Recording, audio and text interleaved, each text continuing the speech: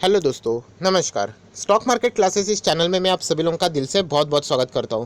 दोस्तों, इस वीडियो में हम लोग यहाँ पे बात करने वाले हैं निफ्टी 50 से रिलेटेड दो इंपॉर्टेंट सवाल। यस, पहला सवाल मुझे नहीं लगता कोई इंटरेस्टेड रहेगा भी कि निफ्टी 50 मतलब क्या। फिर भी हम लोग फॉर्मेलिटीज़ कर लेंगे, 1 मिनट के अंदर ये इस टॉपिक को कवर कर लेंगे। बट सेकेंड सवाल जिसके लिए सभी लोग इंतज़ार कर रहे हैं कि निफ्टी 50 तो हमें पता है, बट वो निफ्टी 50 में शेयर्स आते कैसे हैं, राइट। उसके लिए जो आप बार बार बोलते थे 5 से 6 क्राइटेरिया है, सो वो 5 से 6 क्राइटेरिया हमें समझाओ। किधर लिखा हुआ है? तो यस दोस्तों, ये लिखा हुआ भी है, एनएससी के ऑफिशियल वेबसाइट पे भी आपको मिल जाएगा।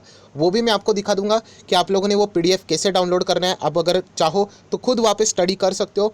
थोड़ा कॉम्प्लिकेटेड लैंग्वेज में भी लिखा हुआ है, बट अगेन मैं यहाँ पे सिंप्लीफाइड मैनर में मैं आप लोगों को मतलब आसान भाषा में समझाने की कोशिश करने वाला हूँ।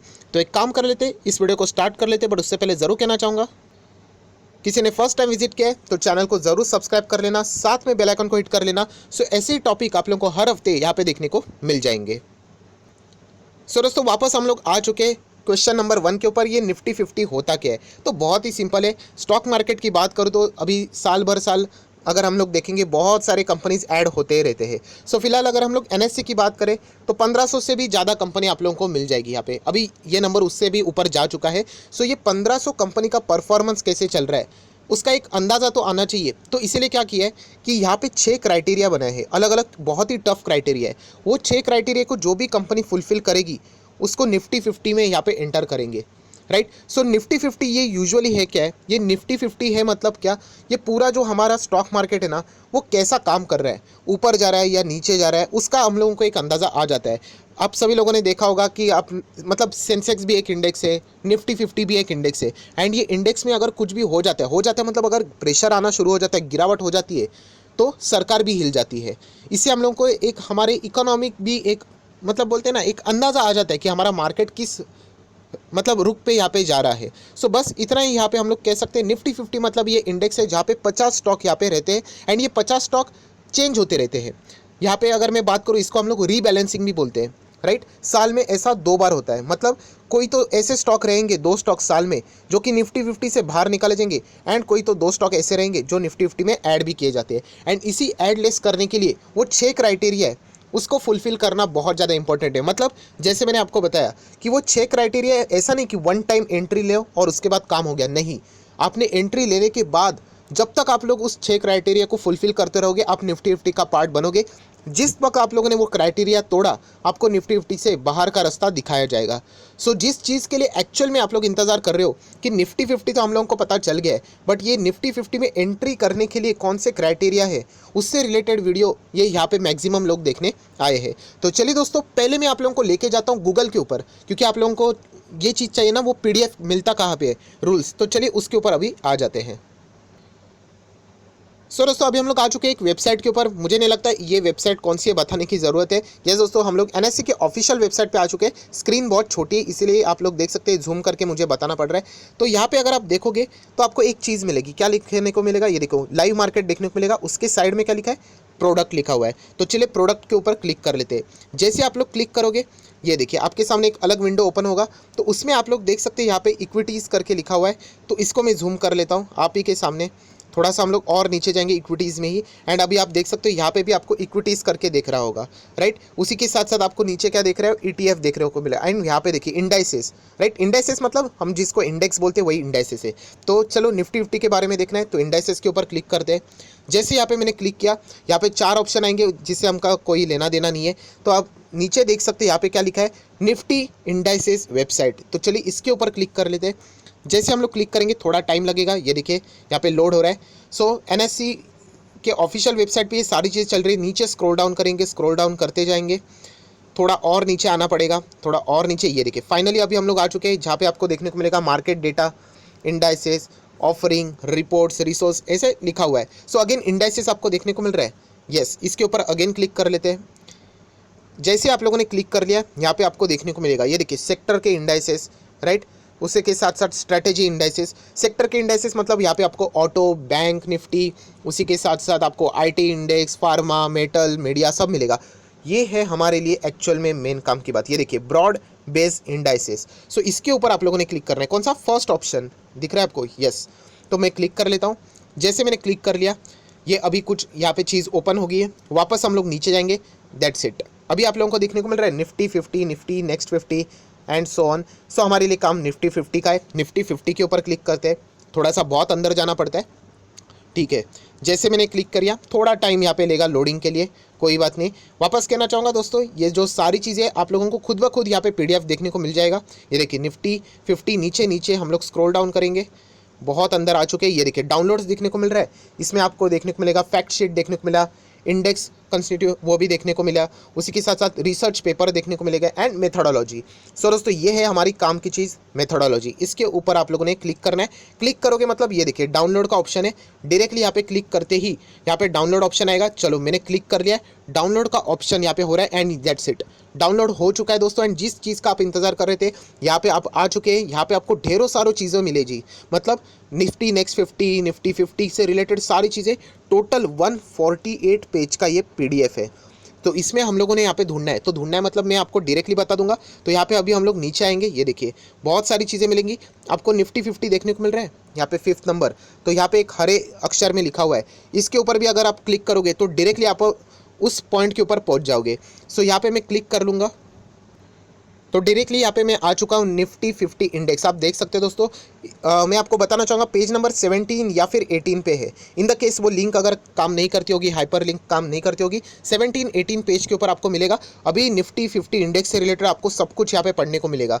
यहाँ पे हाईलाइट्स आपको देखने को मिलेंगे, उसी के साथ साथ मार्केट रिप्रेजेंटेशन देखने को मिलेगा, उसी के साथ साथ टर्न ओवर रिप्रेजेंटेशन देखने को मिलेगा।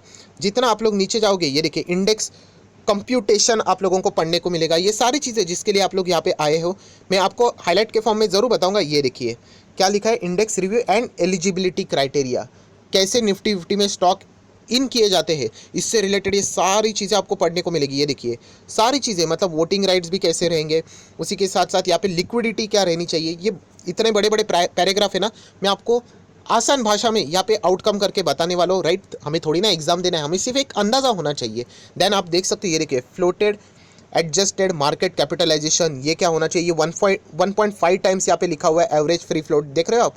सो ये एग्जैक्टली है क्या, ये बफर क्या है, उसी के साथ साथ ये कैलकुलेशन, करेंसी ऑफ कैलकुलेशन, ये सारी चीज़ें आप लोग यहाँ पे पढ़ सकते हो। जिस चीज़ का आप लोग इंतजार करते हो, ये देखिए index review and eligibility criteria. Eligibility मतलब जो भी स्टॉक निफ्टी 50 में ऐड किए जाते हैं, ये सारे क्राइटेरिया यहाँ पे लिखे हुए। ऐसा नहीं कि एक फुलफिल करना है, सारे के सारे ऑल ऑफ देम यहाँ पे फुलफिल होने चाहिए। जब निफ्टी 50 में एंटर करेंगे तभी भी, एंड निफ्टी 50 का पार्ट बनेंगे तब से लेके जब तक आप कंप्लीट करोगे तब तक, मतलब कंप्लाई करना पड़ेगा। ऐसा नहीं अभी नहीं करेंगे तो चलो बाहर का रास्ता दिखाया जाएगा।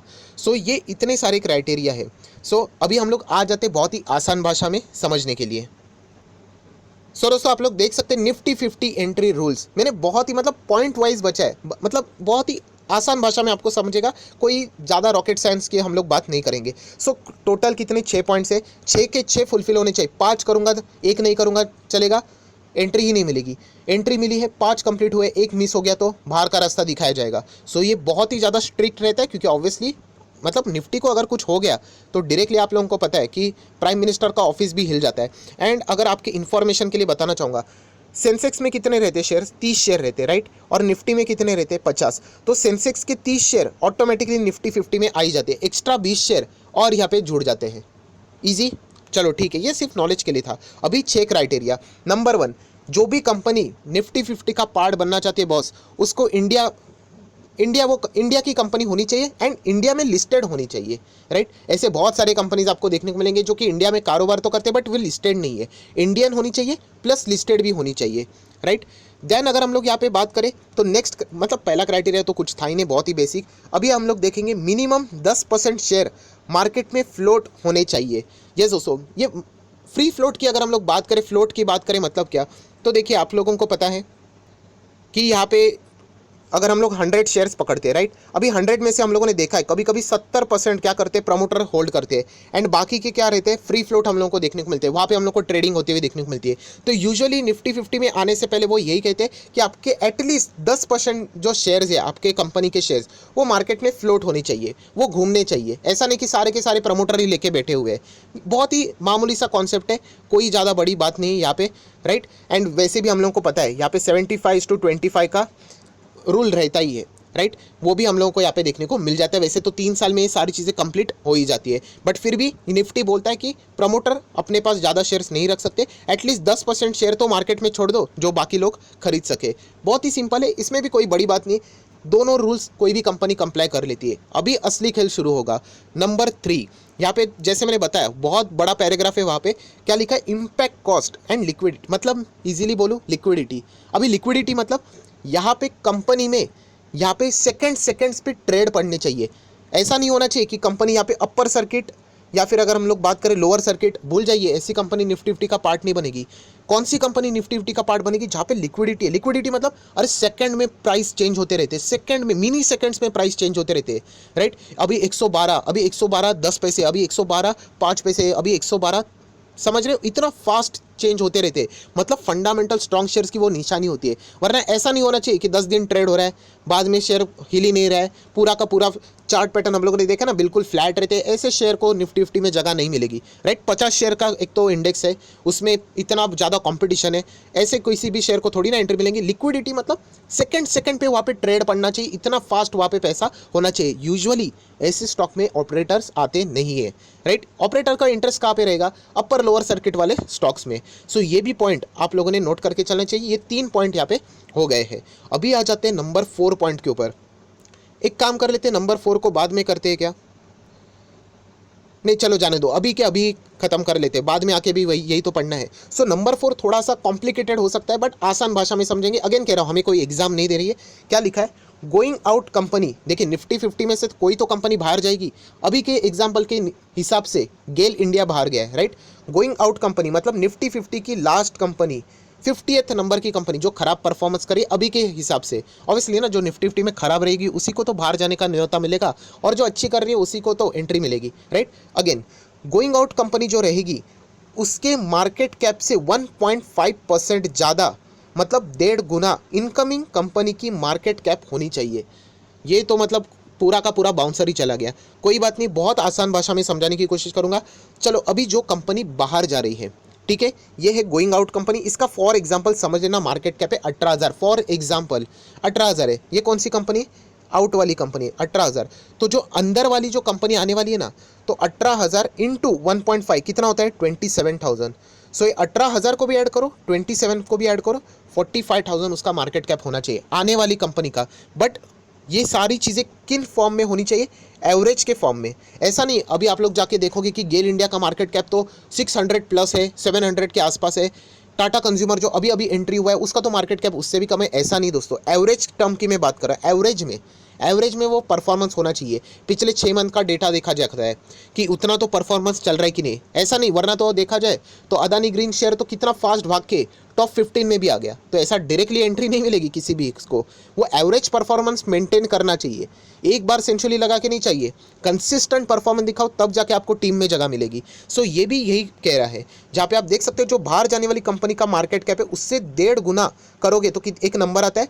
उन दोनों को जोड़ो तो इतना इनकमिंग कंपनी का मार्केट कैप होना चाहिए एवरेज के टर्म में। अभी थोड़ा वापस एक बार पढ़ लेते हैं।